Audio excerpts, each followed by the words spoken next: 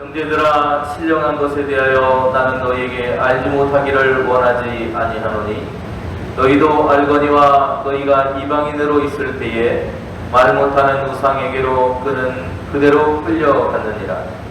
그러므로 내가 너희에게 알리노니 하나님의 영으로 말하는 자는 누구든지 예수를 저주할 자라 하지 아니하고 또 성령으로 아니하고는 누구든지 예수를 주시라 할 수 없느니라. 은사는 여러 가지나 성령은 같고 직분은 여러 가지나 주는 같으며 또 사역은 여러 가지나 모든 것을 모든 사람 가운데서 이루시는 하나님은 같으니 각 사람에게 성령을 나타내심은 유익하게 하려 하심이라. 어떤 사람에게는 성령으로 말미암아 지혜의 말씀을, 어떤 사람에게는 같은 성령을 따라 지식의 말씀을, 다른 사람에게는 같은 성령으로 믿음을, 어떤 사람에게는 한 성령으로 병 고치는 은사를, 어떤 사람에게는 능력 행함을, 어떤 사람에게는 예언함을, 어떤 사람에게는 영들 분별함을, 다른 사람에게는 각종 방언 말함을, 어떤 사람에게는 방언들의 통역함을 주시나니 이 모든 일은 같은 한 성령이 행하사 그의 뜻대로 각 사람에게 나누어 주시는 것이니라. 아멘. 지원절이 시작한 지도 벌써 4번의 그런 시간이 지났고 오늘 4번째 주일, 그 4번째의 주일을 맞이하고 있습니다. 지원절을 보내면서 오늘은 서신서 중에서 고린도 전서의 말씀을 중심으로 함께 말씀을 나누면서 우리를 부르시는 하나님, 또 그 부름받은 교회로서의 우리의 모습은 어떤 공동체일까라고 하는 것에 대해서 우리가 함께 말씀을 묵상해 보려고 합니다. 교회라고 하는 것이 어떤 공동체일까라고 하는 것은 우리가 끊임없이 질문하고 또 질문해야 될 문제라고 생각합니다. 그리스도인으로 살아가는 우리가 늘 가져야 할 질문인 것이죠. 우리가 본문을 묵상함을 통해서 교회라는 공동체가 어떤 공동체인가를 바울의 입술을 통해서 우리가 살펴보려고 합니다. 고린도 교회는 사도 바울이 2차 전도 여행을 할 때 마침 그곳에 와 있던 아굴라 또 브리스길라 부부와 함께 심혈을 기울여서 세웠던 교회입니다. 당시의 고린도는 세계화된 그리스의 도시였고 또 아가야 지방의 수도로서 상업과 문화가 발달한 중심 도시였습니다. 그런 만큼 그런 문화들이 발달하다 보면 주변 강대국들의 또 많은 이방 신들이 들어오는 곳이 되어서 도덕적으로 부패와 우상을 숭배하는 그런 일들이 극심했던 곳이기도 합니다. 그런 곳에 교회가 세워졌다라고 하는 것은 굉장히 큰 의미를 가지고 있습니다. 그곳에 세운 고린도 교회는 크게 성장을 했고 또 성령의 은사 또한 강하게 나타나는 교회이기도 했습니다. 그러나 이로 인해서 그런 성령의 역사가 나타나다 보니까 갈등의 원인이 되기도 했던 것입니다. 특별히 일부 사람들이 방언의 은사를 강조하고 또 그것만이 중요한 것처럼 이야기하는 사람들이 나타나기 시작을 했습니다. 또 방언에 대한 특별한 지위를 부여해 줄 것을 요구한 일은 엄청난 문제점을 야기하기도 했습니다. 그들은 공동체의 질서는 뒷전이었고 방언의 은사를 남용함으로 인해서 자신을 과시하는 데 오히려 사용했던 모습을 볼 수가 있습니다. 이처럼 은사라고 하는 것은 굉장히 좋은 것입니다. 그럼에도 불구하고 그것을 우리가 함부로 남용하게 됐을 때 그리고 하나님께서 원하시는 곳에 쓰지 않았을 때는 교회가 어려움을 처하는 그런 원인이 되기도 한다는 것을 볼 수 있습니다. 바울은 그 같은 고린도 교회가 성령의 은사는 넘치는 것 같은데 그 은사를 사용함에 있어서는 미숙하다는 것을 발견하고 그 은사가 가지고 있는 것, 교회라고 하는 공동체가 어떤 공동체인가라고 하는 것을 이야기해 주는 것이 오늘 우리 함께 읽은 12장이라고 말할 수 있습니다. 본문 속에서 우리는 교회가 무엇인지를 알 수 있는 힌트를 얻게 되는데, 교회라고 하는 것은 하나님의 부름을 받아서 신령한 것을 깨달은 사람, 또 깨달아서 나아가는 그런 사람들이 함께 모여서 그리스도의 정신으로 이룬 공동체를 말합니다. 좀 쉽게 말씀드려보면 하나님의 부르심을 받고 하나님의 은혜 받은 사람들이 하나님의 나라를 만들기 위해서 함께 모인 곳, 그곳이 교회라고 하는 것입니다. 여기서 말하고 있는 1절에서 말하고 있는 신령한 것이라고 하는 것에 대해서 우리는 알아야 됩니다. 성령을 받은 사람이라는 표현이기도 하고 성령께서 주신 선물이라는 의미도 이 안에 담겨져 있습니다.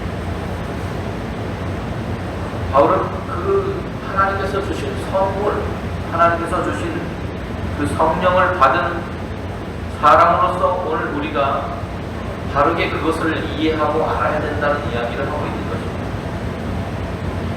어쩌면 이것은 우리가 가지고 있는 신앙의 정체성에 대한 이야기를 하는 것입니다. 이방인과 같이 하나님을 알지 못하고 우상에 끌려 살아왔던, 우상이 이끄는 대로 끌려다니며 살아왔던 그런 오늘 우리의 존재가 이제는 하나님의 영, 성령을 받고 새로운 사람이 되어서 이제 우상이 이끄는 대로 살아가는 존재가 아니라 하나님의 영이 이끌어가는 삶을 살아가고 있다라고 하는 것입니다. 우리의 삶을 이끌어가는 주체가 바뀐 그런 사람들, 그들을 그리스도인이라고 부르고 있고 그 그리스도인들이 모인 공동체를 교회라고 부르고 있는 것입니다. 이처럼 하나님의 영에 이끌려서 예수를 주라고 고백한 그 사람들의 공동체, 그것이 교회라고 오늘 2절과 3절은 이야기하고 있습니다. 하나님께 부름받은 사람들이 함께 모여서 봉사하는 곳, 그것이 교회이기도 합니다. 교회는 봉사의 사역을 수행하는 곳이기도 합니다.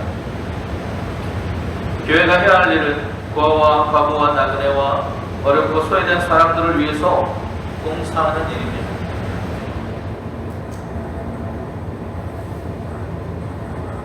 주님께서 그 일을 이 땅에 오셔서 하셨습니다. 그리고 주님을 믿는 신앙의 길을 걷는 오늘 우리도 그 길을 함께 걸어가는 사람들입니다. 그래서 우리는 주님을 머리로 삼은 몸된 공동체라고 말할 수 있습니다. 그런데 때로 우리가 교회에서 봉사라고 하면 그 범주를 교회로 한정을 짓는 경우가 많습니다. 그래서 교회에 나와서 청소하고 식사를 준비하고 또 찬양을 하고 아이들을 가르치고 하는 그 일들만이 오늘 교회에서 봉사하는 것으로 오해하는 우리의 모습들이 있습니다.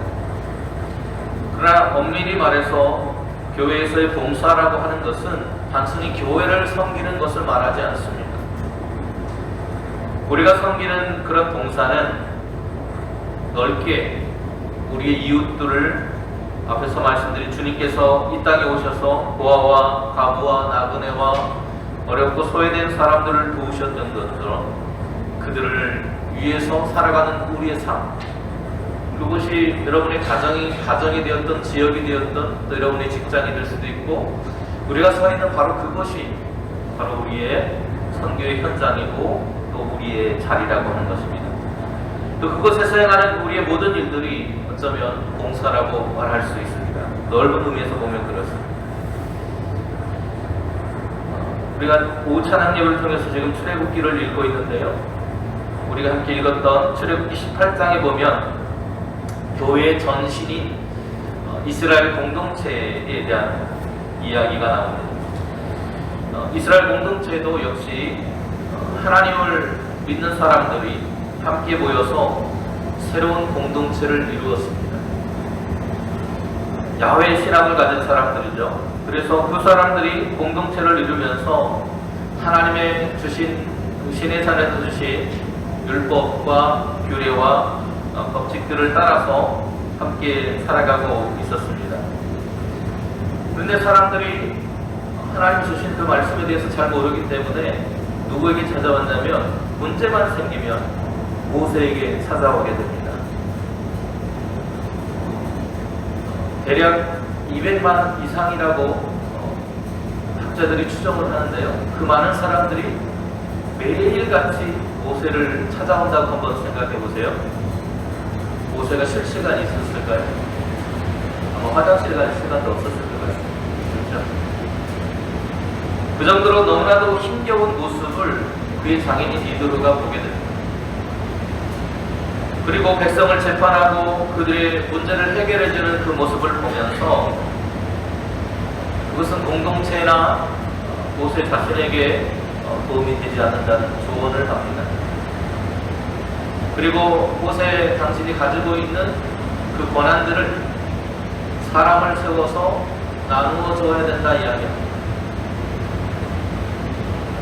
그것이 우리가 말하고 있는 직분이라고 하는 것으로 생각할 수 있습니다. 거기 보면 천부장도 나오고 백부장, 50부장, 10부장 이렇게 나오는데요. 교회에서도 마찬가지죠. 장로님들이 계시고 또 우리 권사님들, 또 집사님들 이렇게 성례들로 나뉘어서 있습니다. 그래서 어떤 서열을 말하는 게 아니고 교회에서 우리가 가지고 있는 어떤 직분의 차이, 우리가 맡아야 될 일들의 차이를 말하는 것입니다. 그래서 그 일들을 나누는 사람들을 세워서 그들로 하여금 모세를 도와서 하나님의 공동체 이스라엘 백성들을 섬기도록 하는 일을 하게 하는 장면이 나옵니다. 나라로 친다면 권력이 분산되는 거죠. 모세가 가지고 있던 모든 일들을 행하던 홀로 담당하는 것들을 나누어 짊어짐으로 인해서 조금 더 하나님의 일을 효과적으로 또 함께 해나갈 수 있는 그런 자리가 마련된 장면입니다.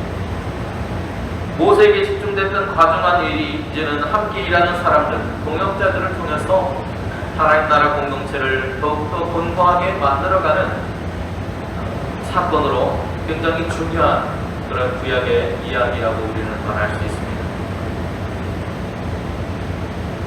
마가복음에도 보면 동일한 이야기가 나오고 있습니다. 예수님께서 수많은 병자들을 고쳤습니다. 마가복음 3장에 보면 예수님께서 이 땅에 오셔서 유대와 예루살렘과 이두메와 또 요단강 건너편과 두루와 시돈 근처에서 수많은 무리들에게 큰 일을 하셨다라고 말합니다. 병도 고치고 복음도 전하고 또 그들에게 먹을 것을 나눠주기도 하고 때로 그랬죠. 아픔을 함께하며 눈물을 흘려주기도 하셨습니다. 그런데 그 일을 소문을 듣고 마치 모세에게 모든 사람들이 몰려와서 우리 문제를 해결해달라고 했던 것처럼 예수님께 수많은 무리들이 아픔을 겪고 있던 동질의 사람들이 수없이 몰려들어서 예수님께로 왔다고 말합니다. 그래서 마가복음 3장 9절에 보면 이렇게 표현하고 있어요. 예수께서 무리가 애워싸 미는 것을 피하기 위하여 작은 배를 대기하도록 제자들에게 명하셨다. 이렇게 표현하고 있습니다. 얼마나 많은 사람들이 몰려왔는지 지상에 있으면 도저히 그 사람들을 견딜 수 없어서 배를 타고 조금 띄워서 바다에 잠깐 쉬는 그런 시간을 가지셨다는 겁니다. 이런 모습들로 사람들이 예수님께 찾아왔고 또 그들을 고쳐주셨고 고생하며 눈물 짓는 그들의 삶을 어루만져 주셨습니다. 하지만 그들이 수없이 몰려와서 예수님을 만지고 예수님께서 능력이 나가고 하는 그 과정 속에 너무나도 기진맥진한 예수님을 우리는 발견하게 됩니다. 성경도 예수님께서 식사할 겨를도 없었다라고 할 정도로 많은 사람들이 왔다는 것을 우리는 알 수 있습니다. 그때 예수님께서 하신 일이 무엇이냐? 제자를 세웠다는 것입니다. 12명의 제자들을 세우셨고 또 그 외에도 수많은 제자들이 있었습니다. 여기서 특별히 12명의 사도들을 세우셨는데 그 사도들을 세워서 했던 일들을 보면 병 고치는 그런 일들을 함께 하도록 했고, 또 예수님과 함께 있을 때에는 예수님께서 그들에게 하나님 나라의 복음을 가르치고 또 하나님의 나라에 대해서 이야기하시면서 하나님의 나라를 함께 일구어갈 동역자로서 그들을 성장시켜 가셨다는 것을 볼 수 있습니다. 또 그들이 밖으로 나갈 때는, 예수님을 떠나서 마을이나 이런 지역으로 나갈 때는 전도하도록 그들을 가르쳤습니다. 그리고 그들이 귀신을 쫓는 능력을 얻을 수 있도록 해주셨습니다. 자기에게 있던 모든 능력, 권한 이런 것들을 제자들에게 나누어줌으로 인해서 하나님 나라의 동역자로 그들을 세워가는 모습을 볼 수 있습니다.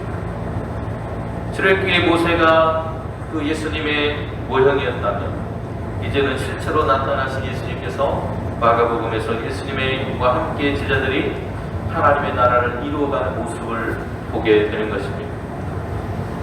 자신만의 모든 재능과 권력이 있기를 바란 것이 아니라 모세와 예수님은 그것을 함께 나누고 함께하는 공동체가 되기를 바라시는 모습으로 교회가 성장해가는 모습을 볼 수 있습니다. 이러한 마음의 정신이 공동체의 삶으로 드러난 이야기가 오늘 본문의 고린도전서라고 볼 수 있습니다.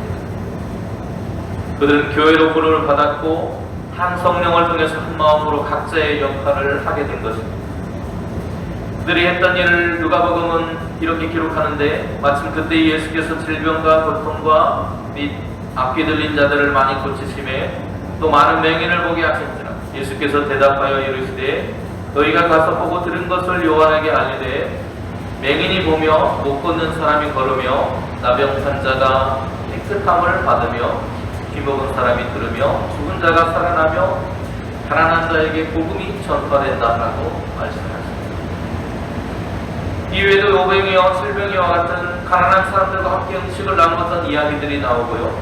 또 교회의 모든 직무는 예수 그리스도의 섬김을 계승해서 수행하는 일들로 나타나고 있습니다. 그리고 그 봉사의 뿌리에는 사랑이 담겨져 있습니다. 제자들의 발을 씻기신 것처럼 모든 성도들의 섬김의 직책을 받아서 서로가 서로를 봉사함으로 그리스도의 교회가 든든히 세워져 가게 하셨습니다. 오늘 본문에 바울이 말한 것처럼 우리는 그 교회를 섬기기 위해서 부름받았다는 사실, 하나님의 일에 또 예수 그리스도의 사역에 동참하는 동역자로서 우리가 부름받았다는 사실을 기억하고, 교회는 바로 그러한 동역자로서 하나님과 이웃을 섬기는 공동체라는 사실을 기억해야 합니다. 교회는 하나님과 이웃을 섬기는 공동체입니다. 그런데 하나님이나 이웃을 아무렇게나 섬기는 것이 아닙니다. 누군가를 섬기기 위해서는 우리 안에 있어야 하는 것들이 있습니다. 그것을 바울은 1절에서 신령한 것이라고 표현하고 있습니다. 하나님으로부터 주어진 성령, 하나님의 영이 우리 안에 있어야 우리는 비로소 진정한 섬김을 할 수 있는 것입니다.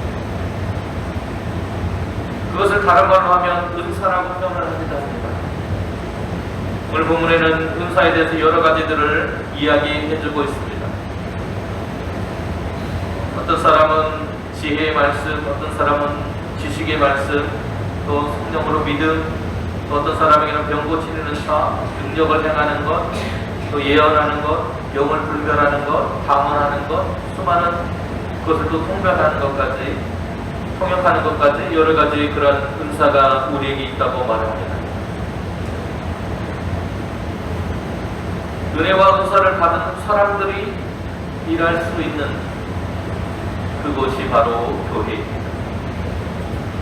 출애굽기 18장에는 기도로의 조언을 통해서 모세가 자신의 옆에서 함께 일할 사람들을 세우는데 그 조건을 이렇게 말합니다. 능력 있는 사람이라고 말합니다. 여러분, 능력 있는 사람이 있습니까?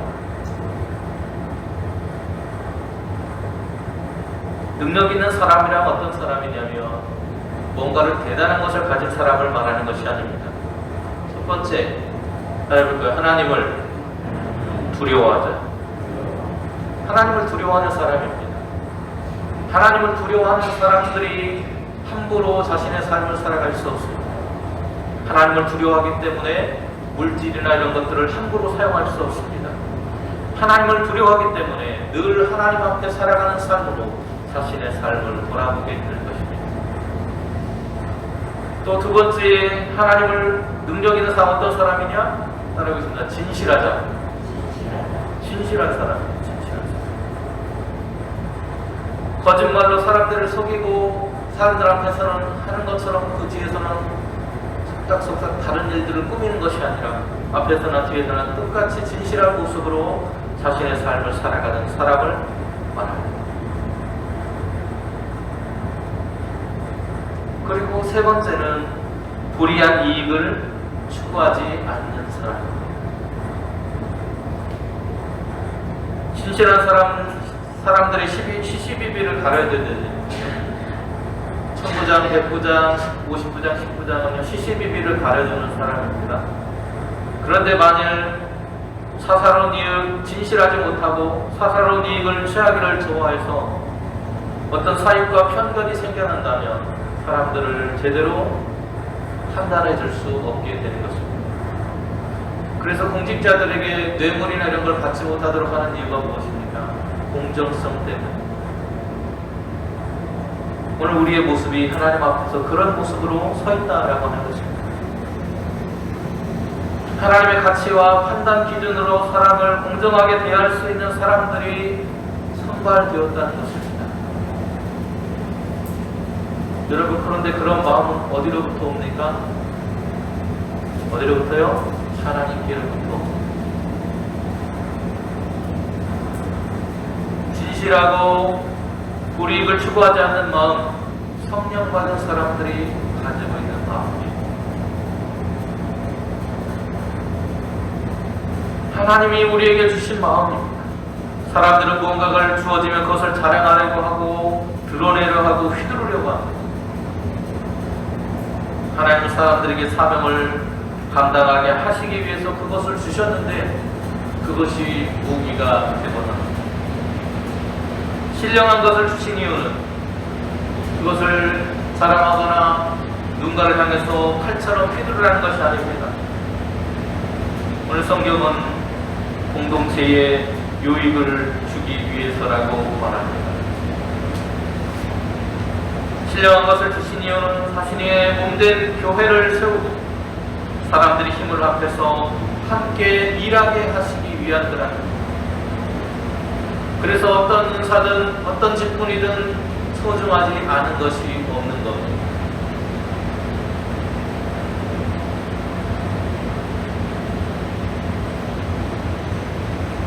직분에는 귀천이 없습니다. 하나님이 주신 사명에는 귀천이 없습니다. 높고 낮음이 없습니다. 왜냐하면 그것은 모두가 하나님의 선물이기 때문에. 은사라는 말은요, 선물이라는 뜻이에요. 하나님께서 우리에게 주신 것입니다.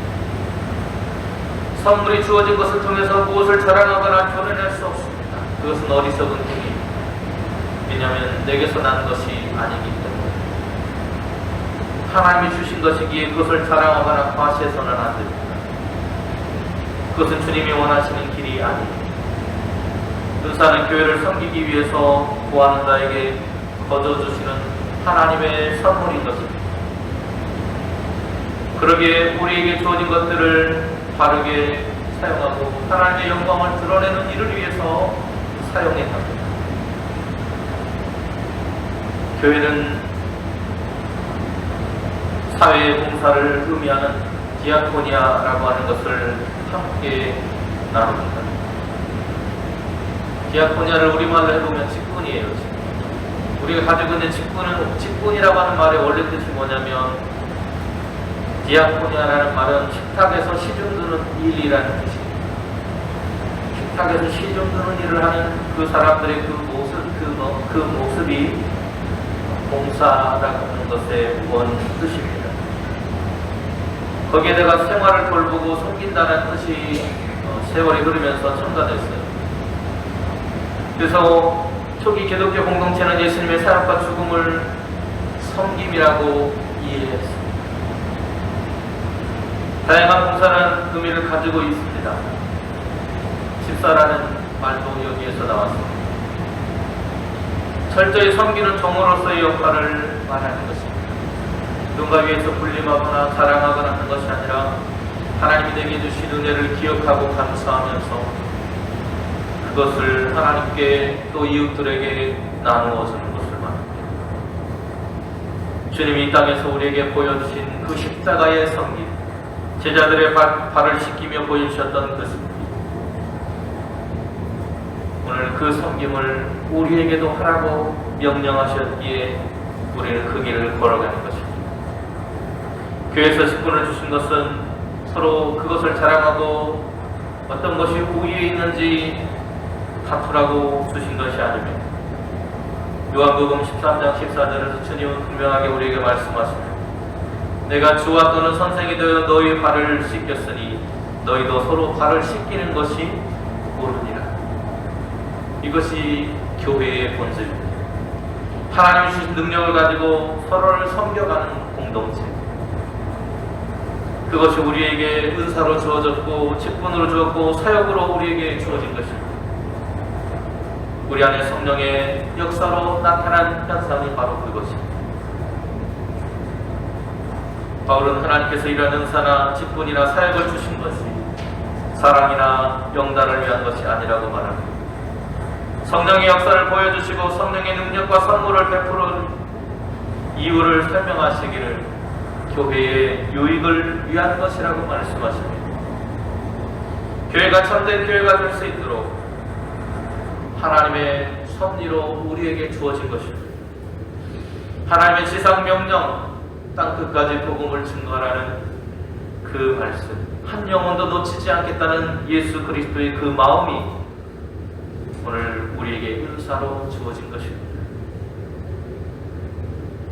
오늘 그 길을 섬기는 자세로 나아갈 때 세상은 우리가 주님의 참 제자인 것을 깨닫게 될 것입니다.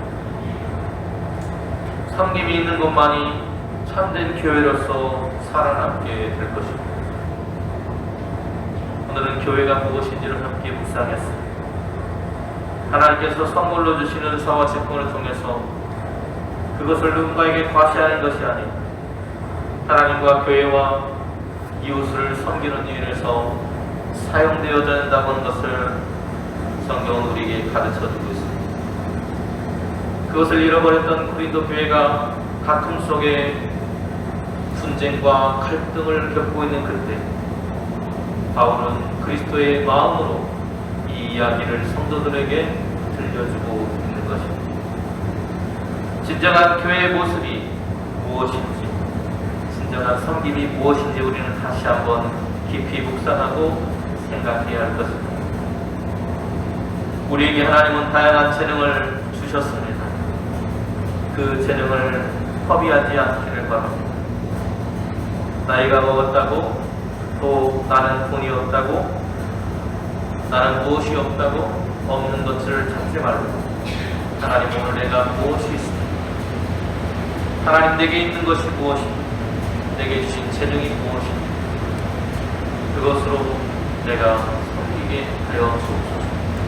기도할 수 있는 그 마음, 그 심령을 회복할 수 있기를 바랍니다. 주님은 오늘도 이렇게 우리에게 당부하십니다. 이 모든 일은 같은 한 성령이 행하사 그의 뜻대로 각 사람에게 나누어 주시는 것입니다. 기도하겠습니다.